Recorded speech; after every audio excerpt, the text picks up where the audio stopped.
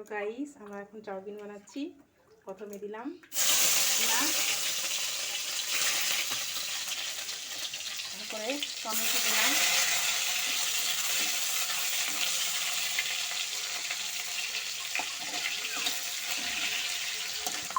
ভাজা হয়ে গেছে। এবার আমরা দিচ্ছি সানরাইস মশলা আর তড়কা মশলা একটু দিলাম, যাতে একটু টেস্ট লাগে। আমরা এইভাবেই রান্না করে খাই, আমাদের খেতে খুব ভালো লাগে। টমেটো সস দিলাম, এবারে চাউমিন দিয়ে দিলাম,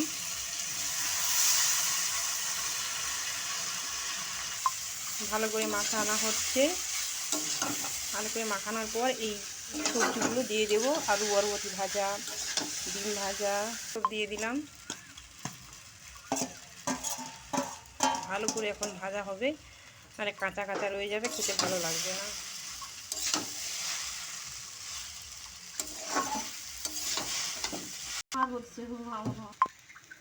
আমার স্বাদ মতো নুন দিলাম, আগে সিদ্ধতে নুন দিয়েছিলাম, আবার একটু চেখে দেখলাম যে নুন হয় না। এবারে আমরা একটু লেবুর রস দিচ্ছি, যাতে খেতে খুব টেস্ট লাগে।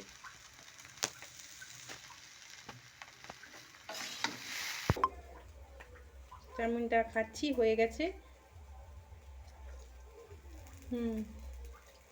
খুব টেস্টি হয়েছে।